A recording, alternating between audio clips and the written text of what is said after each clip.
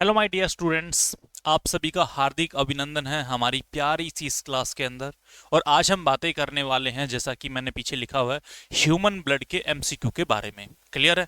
यानी कि अभी तक हमने देखा डाइजेस्टिव सिस्टम के अंदर हमने एमसीक्यू देख लिए थे, बहुत सारे एमसीक्यू हमने देखे, और आई होप आप लोगों को वो चीज़ें अच्छी भी लगी होगी। क्लियर है? आज हम आपके लिए लेकर के आए हैं ह्यूमन ब्लड से रिलेटेड कौन कौन से क्वेश्चन आपके रहेंगे। यानी कि ये प्रीवियस में आ चुके हैं कुछ, और इन फ्यूचर भी आने की संभावना है। यानी कि मॉक टेस्ट के रिगार्डिंग हम इनको देखने का काम यहाँ पे कर रहे हैं। सभी मोस्ट इंपॉर्टेंट क्वेश्चन है और बहुत ज्यादा इंपॉर्टेंट रहने वाले हैं। जितना मैंने लिखा हुआ है, आप इसमें से किसी भी एग्जाम को अगर दे रहे हो, इन सब के अंदर आपको ये देखने के लिए मिल जाएंगे। क्लियर है? तो कहीं मत जाइएगा और बड़े ध्यान से देखिएगा। ठीक है, तो चलिए, सभी को गुड इवनिंग। सभी को गुड इवनिंग। क्लियर है? चलो देखते हैं जी। आज का हमारा पहला एमसीक्यू आपकी स्क्रीन के ऊपर ये रहा। ठीक है, देखो कहता क्या है। कहता है कि special fluid for circulation. Clear है? सर्कुलेशन की बात कर रहा है, यानी कि इसके अंदर क्या हो रहा है, सर्कुलेशन हो रहा है। सर्कुलेशन किसका? फ्लूइड का। फ्लूइड यानी कि ब्लड का। ब्लड का क्या हो रहा है? सर्कुलेशन हो रहा है। कहता है exchange of nutrients and waste. Exchange कर रहा है किसको? न्यूट्रिएंट्स को। And waste with the body are found in. कहता है कि जो आपका मतलब न्यूट्रिएंट्स ले रहा है, क्लियर है, वेस्ट को बॉडी से बाहर निकाल रहा है, तो इनमें से कौन हो जाएगा? इनमें से कौन हो जाएगा? क्लियर है? ये आप लोगों से पूछा गया है। जल्दी से आंसर दीजिएगा। देखते हैं सबसे पहले किसका आंसर यहाँ पे आ रहा है। जल्दी कीजिएगा। क्लियर है? तब तक हम इसको एक्सप्लेन करने का काम करते हैं, आप अपने आंसर दीजिएगा। ठीक है, देखो कहता क्या है। कहता है कि सिंपल यूनिसेल्युलर ऑर्गेनिज्म। ठीक है, सिंपल यूनिसेल्युलर। यूनि का मतलब क्या हो गया आपका? यानी कि आपका सिर्फ और सिर्फ सिंगल। ठीक है, सिंगल यानी कि जिनके अंदर पेरेंट की संख्या एक हो। जिनके अंदर पेरेंट की संख्या एक होगी यानी कि यूनिसेल्युलर के अंदर आएंगे। एक कोशिकीय के अंदर आएंगे। एक कोशिकीय के अंदर। ठीक है, एक कोशिकी के अंदर आएंगे। तो सीधी सी बात है, इनके अंदर जो सर्कुलेशन ऑफ ब्लड है, सर्कुलेशन ऑफ ब्लड है, ये फॉर्मेशन हमें देखने के लिए नहीं मिलेगी। क्लियर है? ब्लड का जो सर्कुलेशन है वो प्रॉपर तरीके से आपको देखने के लिए नहीं मिलेगा। सर्कुलेशन होगा पर इतना बढ़िया आपको देखने के लिए क्या है यहाँ पे नहीं मिलेगा। क्लियर है? तो एक पहला ऑप्शन तो आपका कैंसिल हो ही गया। दूसरे के ऊपर आता है। कहता है कि सिंपल मल्टी सेल्यूलर।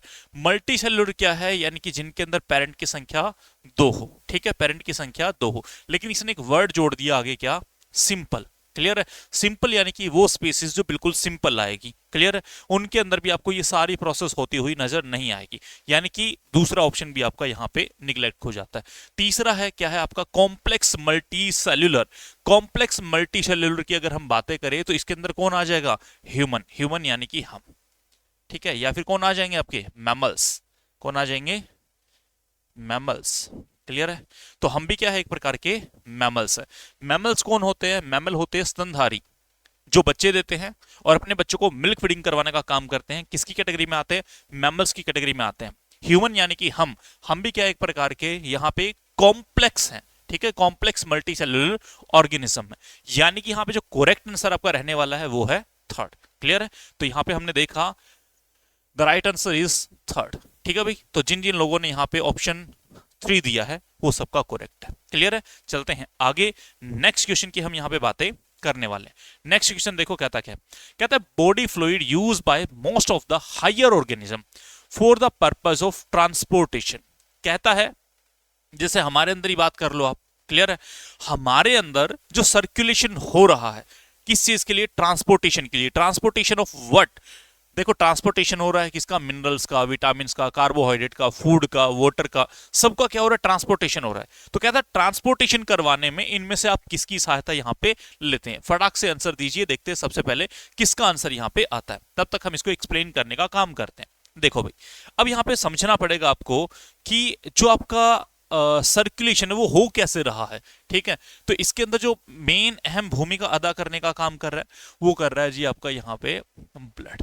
ठीक है, ब्लड बेसिकली किन किन चीजों से मिलके बना है? ये आपका दो चीजों से मिलके बना है, जिनके अंदर एक रहेगा आपका प्लाज्मा।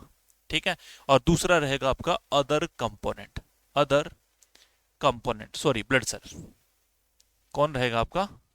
Blood cell. ठीक है, ब्लड सेल्स। ठीक है, यानी कि कोशिका। प्लाज्मा तो देखो हिंदी में आपका प्लाज्मा ही होता है। ठीक है। और ब्लड सेल क्या होते हैं? ये आपकी कोशिका, रक्त कोशिका, ठीक है, रक्त कोशिका। ओके, ये आपको देखने के लिए मिलता है। जो प्लाज्मा है, ठीक है, इसका जो परसेंटेज रहता है ज्यादा रहता है, 55% रहता है। ये रहेगा कम, कम कितना, 45% आपको देखने के लिए मिलता है। जो प्लाज्मा फर्दर बना होता है किन चीजों से? दो चीजों से मिलके।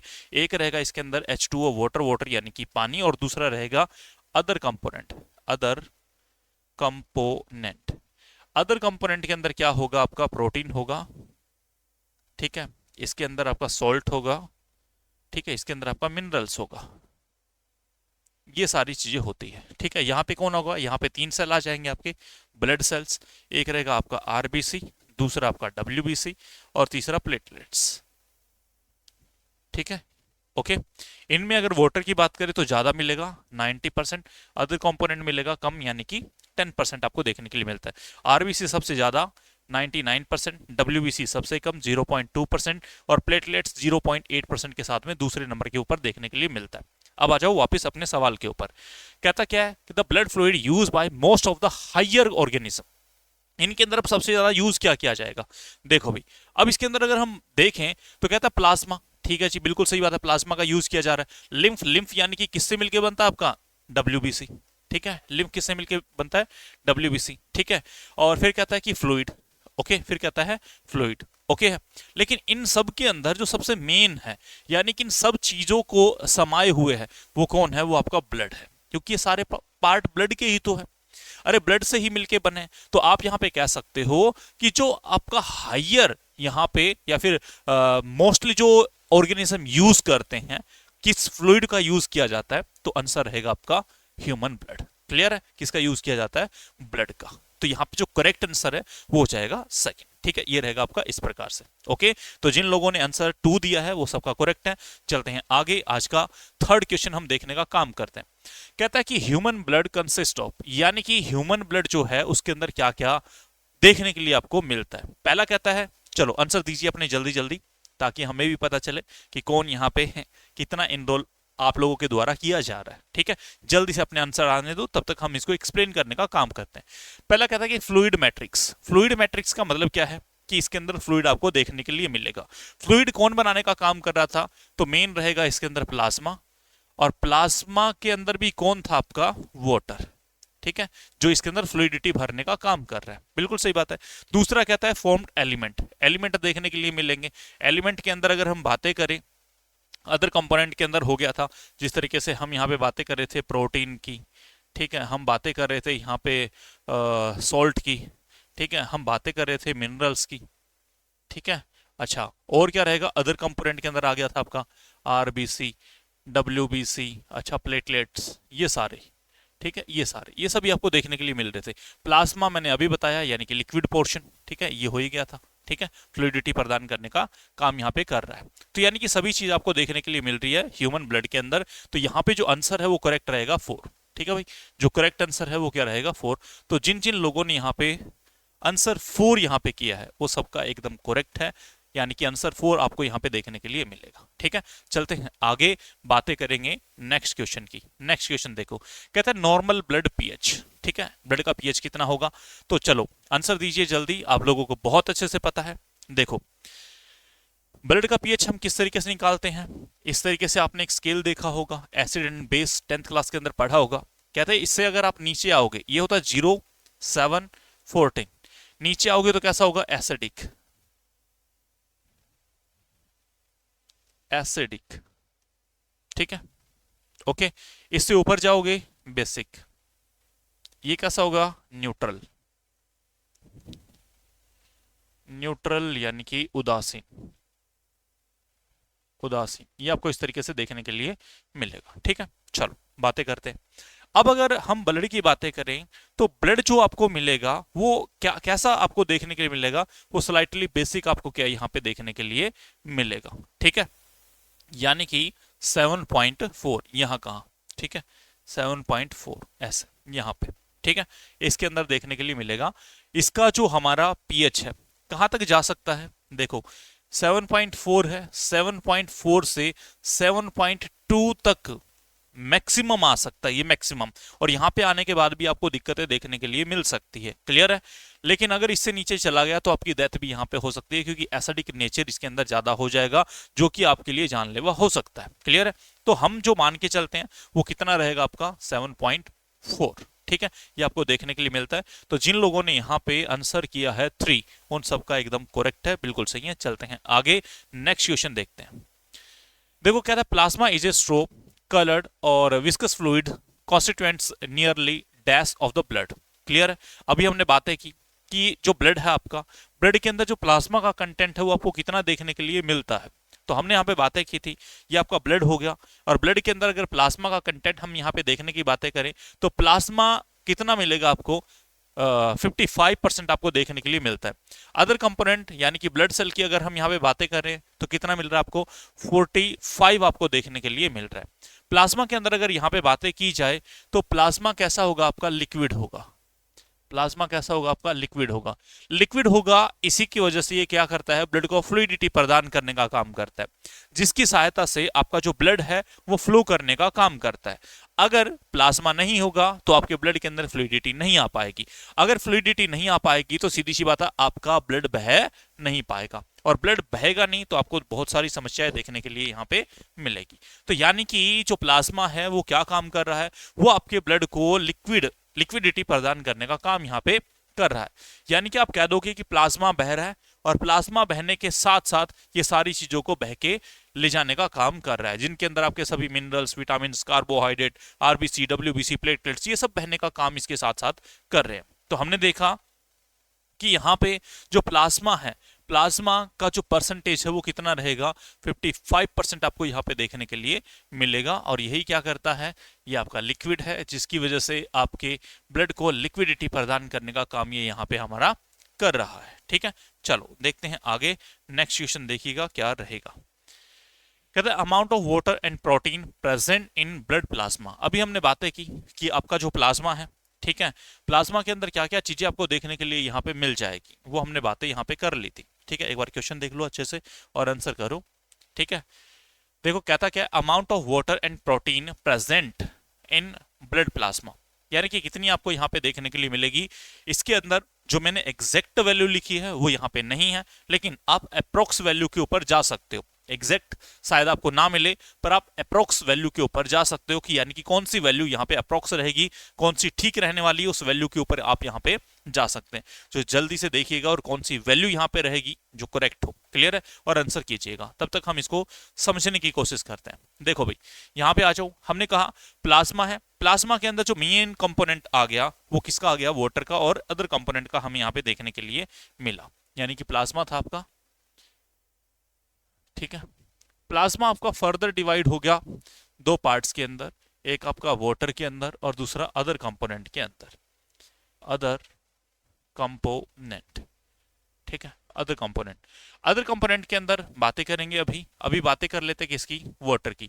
सवाल ये कि क्या आप पानी पीते हो, और पानी पीते हो तो पानी पी क्यों रहे हो। तो इसलिए पी रहे क्योंकि हमारी जो बॉडी है वो 70 से 80% किसकी बनी है, सिर्फ और सिर्फ पानी की। अगर आप पानी नहीं पियोगे तो हमारी बॉडी के अंदर हो जाएगा डिहाइड्रेशन। हाइड्रेशन का मतलब होता है पानी, और डी का मतलब है पानी की कमी, यानी कि आपकी बॉडी के अंदर क्या आ जाएगी, पानी की कमी आ जाएगी। समस्या है, समस्या क्या, बहुत सारी समस्या। क्लियर है? आगे देखो, जो आपका ब्लड है, ठीक है, सॉरी, ब्लड के अंदर जो वाटर है वो क्या कर रहा है, आपके बॉडी के टेम्परेचर को मेंटेन करने का काम कर रहा है। बॉडी का टेम्परेचर कितना, 37 degree Celsius, 37 degree Celsius. Clear है? इसको मेंटेन करने का काम ये कर रहा है।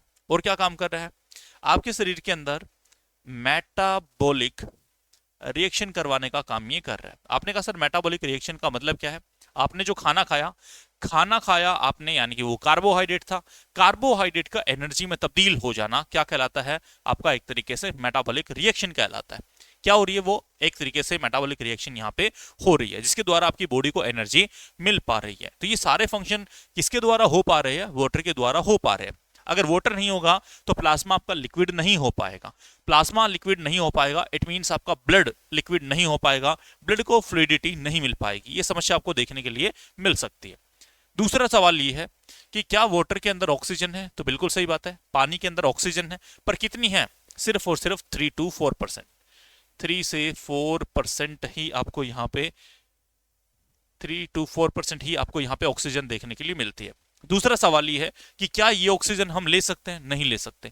क्यों नहीं ले सकते? क्योंकि पानी के अंदर जो ऑक्सीजन है वो डिजोल अमाउंट के हैं। डिजोल समझते हो? घुली हुई, और घुली हुई ऑक्सीजन हम नहीं ले सकते। सर फिर कौन सी ऑक्सीजन ले सकते हैं? सिर्फ और सिर्फ इन्वायरमेंट के अंदर जो फ्री ऑक्सीजन है वही ऑक्सीजन हम ले सकते हैं। डिजोल अमाउंट के अंदर जो ऑक्सीजन है वो हम यहाँ पे बिल्कुल भी नहीं ले सकते। क्या आप लोगों को इतनी बातें समझ में आई? चलो बहुत अच्छी बात है, आगे देखिएगा। इसके बाद अगर हम बातें करें तो अदर कंपोनेंट, अदर के अंदर कौन आ गया था? सबसे मेन हमने देखा रहेगा सर प्रोटीन। प्रोटीन आपको देखने के लिए मिलेगा। दूसरा मिलेगा आपको यहाँ पे सॉल्ट। तीसरा मिलेगा आपको यहाँ पे मिनरल्स, मिनरल्स ये सब देखने के लिए मिलेगा। प्रोटीन की बातें करें तो प्रोटीन आगे फर्दर डिवाइड हो जाते हैं 4-5 पार्ट्स के अंदर प्रोटीन मिलेंगे आपको। प्रोटीन मिलेंगे, कौन कौन मिलेगा भाई यहाँ पे? यहाँ पे मिलेगा आपको एल्ब्यूमिन, एल्ब्यूमिन, एल्ब्यूमिन आपको मिलेगा। ग्लोब्यूलिन, ग्लोब्यूलिन आपको मिलेगा यहाँ पे। थ्रोम्बिन, थ्रोम्बिन आपको मिलेगा यहाँ पे। प्रोथ्रोम्बिन आपको मिलेगा यहाँ पे। फाइब्रिनोजेन, ठीक है। ये सभी प्रकार के आपको यहाँ पे प्रोटीन के अलग अलग टाइप आपको यहाँ पे देखने के लिए मिलेंगे, जिनका अलग अलग फंक्शन आपको यहाँ पे देखने के लिए मिलता है। मोस्टली क्या करते हैं, ये आपकी बॉडी के अंदर ब्लड क्लोटिंग करवाने का काम करते हैं। कुछ ऐसे भी है जो यहाँ पे डिफेंस मैकेनिज्म का काम यहाँ पे करने के लिए सहायक है। क्लियर है? तो ये सारी बातें हमने यहाँ पे देखने का काम किया कि कौन कौन से यहाँ पे आपके प्रोटीन देखने के लिए मिल जाते हैं। अब आते हैं वापस अपने सवाल के ऊपर। सवाल क्या था? कहता है कि अमाउंट बताना आपको किसका? वोटर का और प्रोटीन का। क्लियर है? तो मैंने बताया कि कितना है आपका 90% वोटर हो गया और 10% आपका अदर कंपोनेंट हो गया। क्लियर है? तो पहला देखो, पहला तो आपका ऑप्शन गया, दूसरा भी गया, तीसरा भी गया। क्लियर है? क्योंकि 70 to 80% तो हमारा देखने के लिए मिलता ही नहीं है। ठीक है, तीसरा आ जाओ। कहता है कि वोटर का परसेंट है 90। ठीक है, बिल्कुल सही बात है। 90, 90 से 92 हो सकता है, ये भी बिल्कुल सही बात है, कोई दिक्कत नहीं है। और जो अदर कंपोनेंट है उसका परसेंटेज ने बताया 6 से 8%, तो अप्रोक्स हमें देखने के लिए मिल रहा है। इट मींस यहाँ पे जो करेक्ट आंसर है वो कौन हो जाएगा? 4। 4 इज द राइट आंसर। तो जिन लोगों ने यहाँ पे 4 आंसर किया है उन सबका एकदम करेक्ट है, बिल्कुल सही है। चलते हैं आगे। अब कहता है कि major protein present in plasma.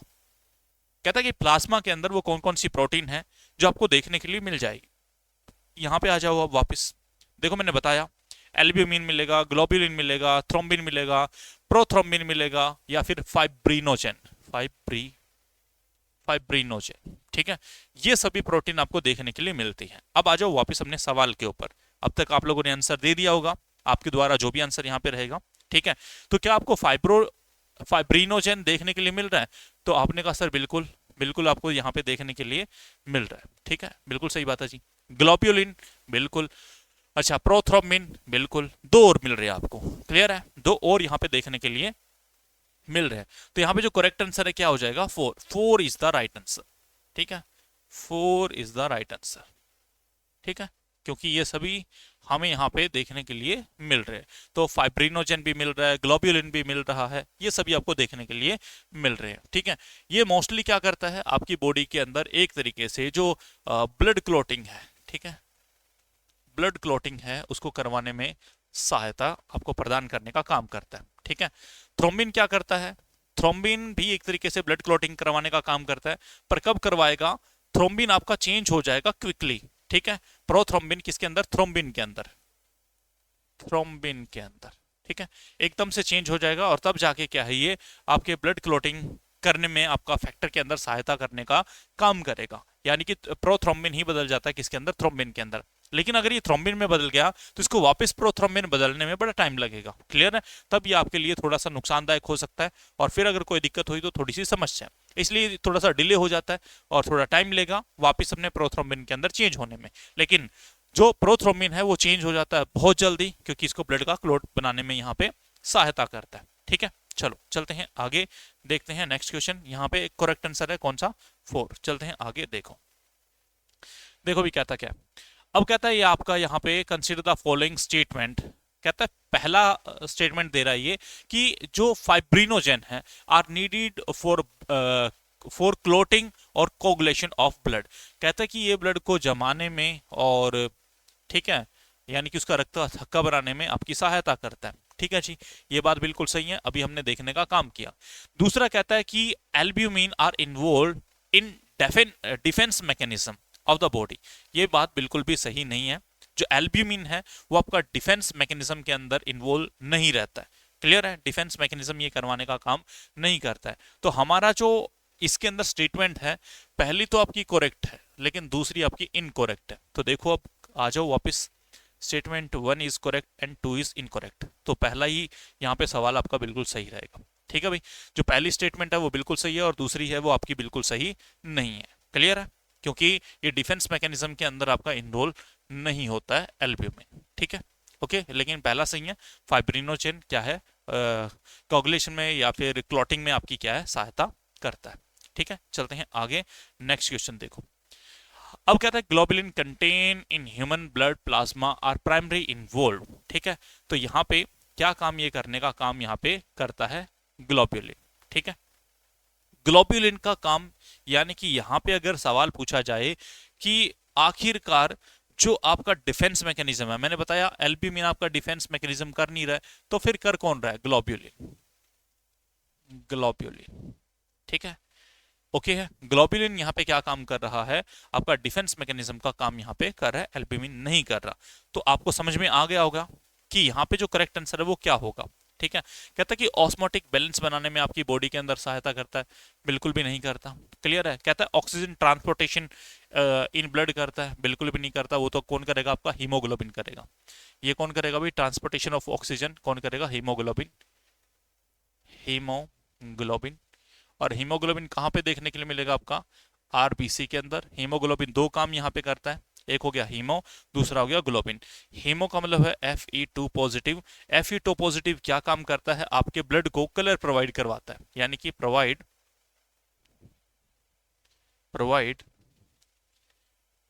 Red colour, red colour, यानी कि हमारे ब्लड को लाल रंग प्रदान करने का काम करता है।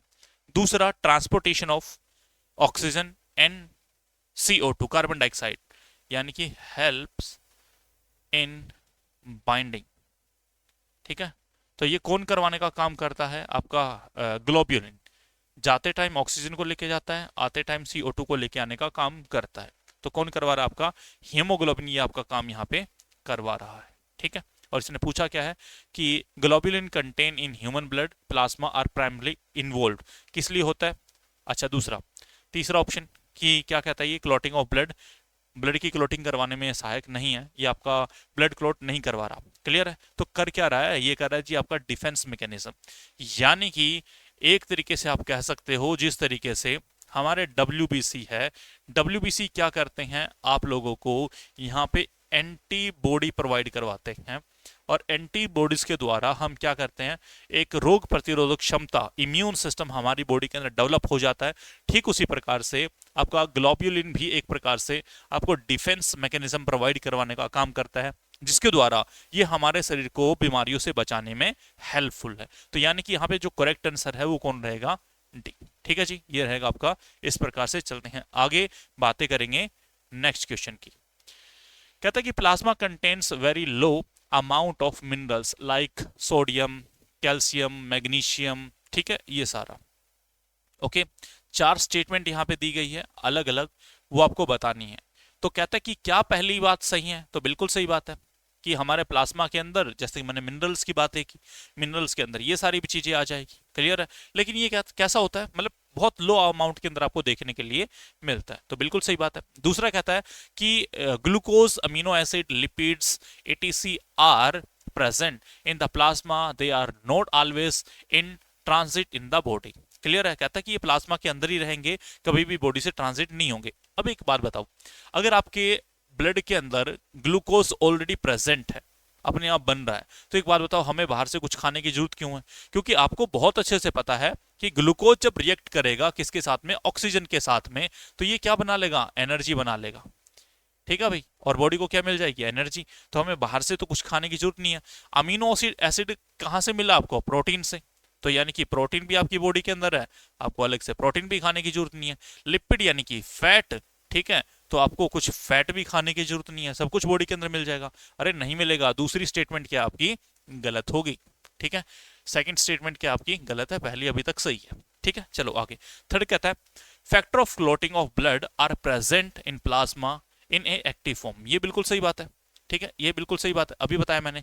जैसे कि फाइब्रिनोजेन था, ठीक है, और थे, वो भी क्या कर रहे थे, प्लाज्मा के अंदर एक तरीके से आपके ब्लड क्लॉटिंग करवाने में आपकी सहायता करते हैं। तो बिल्कुल सही बात है। किस फॉर्म में मिल रहा है वो, एक्टिव फॉर्म में आपको देखने के लिए यहाँ पे मिल रहे हैं, ठीक है, क्योंकि अगर वो एक्टिव फॉर्म में नहीं होंगे तो यहाँ पे दिक्कत आपको देखने के लिए मिलेगी, ठीक है जी। चलो आगे देखो, इसके बाद कहता है फोर्थ देखो, plasma without the clotting factors is called serum, find the correct ones regarding. Clear है, कहता है कि प्लाज्मा के अंदर अगर आप क्लॉटिंग फैक्टर की बातें करो तो इसके अंदर से हम क्या निकाल देंगे, plasma without the clotting factor called serum.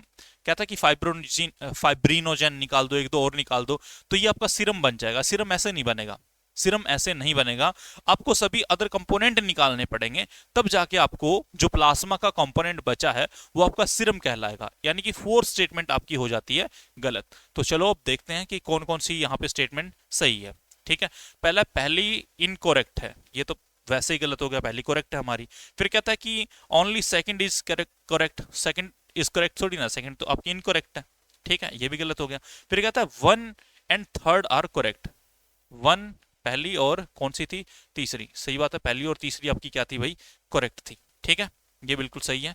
All is incorrect, ये भी गलत हो गया, यानी कि ऑप्शन 3 यहाँ पे आपका राइट रहेगा। जिन जिन जिन लोगों ने यहाँ पे आंसर 3 को क्लिक किया उन सबका बिल्कुल करेक्ट है, एकदम सही है। चलते हैं आगे, नेक्स्ट क्वेश्चन की हम यहाँ पे बातें कर लेते हैं।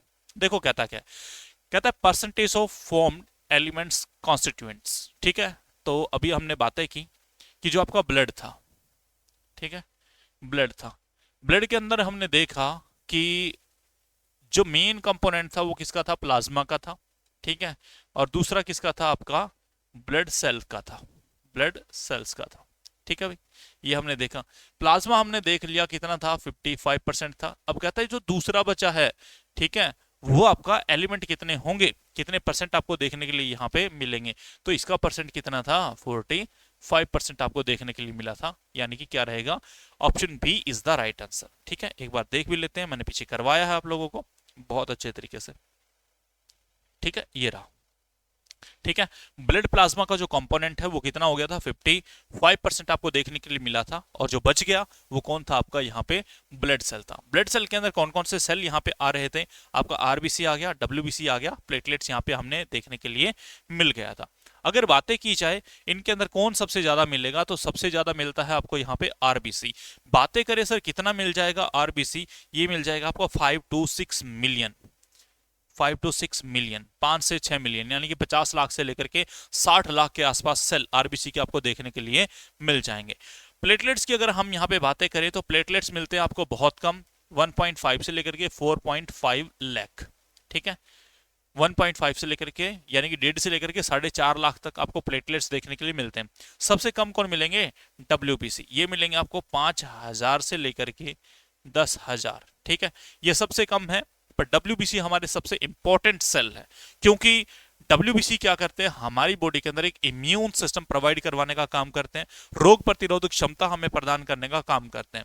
अगर बॉडी के अंदर डब्ल्यूबीसी की संख्या नहीं हुई तो यानी कि हमारा इम्यून सिस्टम हो जाएगा वीक, और फिर हम जिस भी बीमारी के कांटेक्ट में आएंगे वो बीमारी हमें लगती हुई चली जाएगी। यानी कि हम कह सकते हैं यहाँ पे सबसे जो इंपॉर्टेंट सेल है वो आपके डब्ल्यूबीसी हो जाते हैं।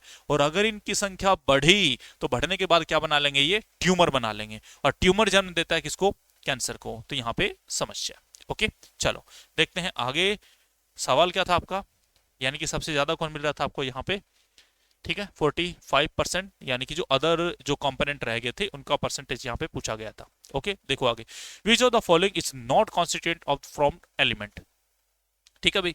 इसके अंदर कहता है कि अभी हमने एलिमेंट की बातें की, एलिमेंट के अंदर आपका कौन आ गया था, एलिमेंट के अंदर आ गए थे जी आपके आरबीसी, ठीक है। आरबीसी का साइंटिफिक नेम क्या है, एरिथ्रोसाइट, एरिथ्रोसाइट, ठीक है। ओके फिर आ गया था आपका प्लेटलेट्स, प्लेटलेट्स का हमारा नाम क्या था? थ्रोम्बोसाइट। थ्रोम्बोसाइट ये साइंटिफिक नेम है इनके, ये इनके साइंटिफिक नेम है। अच्छा, डब्ल्यूबीसी था, डब्ल्यूबीसी का नाम है आपका ल्यूकोसाइट। ल्यूकोसाइट, ठीक है, ये आपको देखने के लिए मिला। ठीक है, तो यानी कि ये भी आपका एलिमेंट है, ल्यूकोसाइट भी एलिमेंट है, प्लेटलेट्स भी एलिमेंट, कौन नहीं है? प्लाज्मा नहीं है। तो करेक्ट आंसर आपका कौन हो गया? प्लाज्मा। ठीक है, fourth is the right answer, यानी कि प्लाज्मा यहाँ पे करेक्ट आंसर रहेगा, क्योंकि प्लाज्मा एलिमेंट का पार्ट नहीं है। ठीक है, ये ब्लड का पार्ट तो है पर एलिमेंट का पार्ट आपका नहीं है। ठीक है, तो जिन लोगों ने ऑप्शन 4 लगाया उन सबका यहाँ पे एकदम करेक्ट है, बिल्कुल सही है। चलते हैं आगे, बातें करेंगे नेक्स्ट क्वेश्चन की तरफ। कहता है most abundant blood cells in the human body. अभी मैंने बताया कि अगर मैं बातें करूं, जल्दी से अपना अपना आंसर करो, आरबीसी की बातें करें तो कितने मिल रहे हैं? 5 to 6 मिलियन।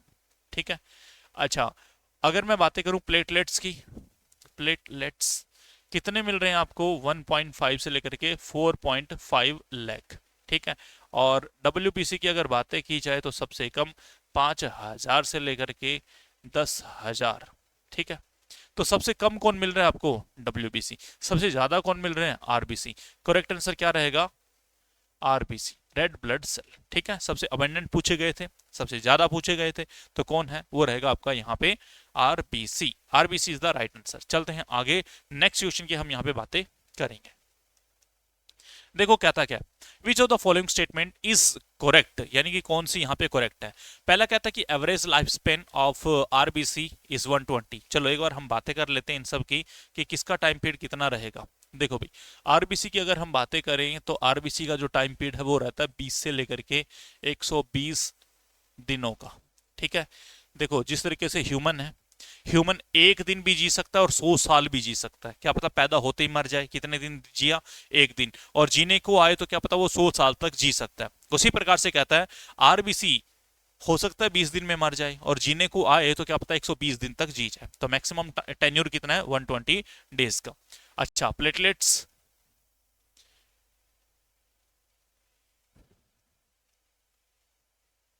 प्लेटलेट्स की अगर हम बातें करें तो टेन्योर कितना इनका हो जाएगा आपका? 5 to 7 डेज का। ठीक है, 5 से 7 दिनों तक सरवाइव कर पाएंगे। डब्ल्यूबीसी की अगर बातें की जाए तो यह आ जाएगा आपका 3 to 5 डेज। 3 to 5 डेज, 3 से 5 दिनों तक। ठीक है, ये हमने देख लिया इनका टेन्योर, कौन कितने टाइम तक जी सकता है। अब बातें कर लेते हैं आगे। देखो कहता है average life span of RBC is 120 days. बिल्कुल सही बात है, 120 दिनों तक ये सर्वाइव कर सकता है, अभी मैंने बताया। दूसरा कहता है the number of RBC in adult man पर बॉडीज 5 to 5.5 मिलियन। मैंने बताया 5 से 6 मिलियन, ये कह रहा है 5 से 5.5 मिलियन, तो बात एक ही है। ठीक है, दूसरा भी आपका करेक्ट है। तीसरा कहता है RBC are formed in the red blood, red bone marrow. बिल्कुल सही बात है। आरबीसी की अगर बात की जाए तो बनते कहां पे? बोन मैरो के अंदर बनते हैं। बोन मैरो में कहां पे बनते हैं? रेड बोन मैरो के अंदर बनते हैं। क्लियर है, तो तीसरा भी इसका यहां पे करेक्ट है। चौथा कहता है RBC are devoid of nucleus is most the mammals and the biconcave in shape. ध्यान से सुनिएगा, यहां पे कॉन्सेप्ट आता है। कॉन्सेप्ट क्या आता है? न्यूक्लियस का।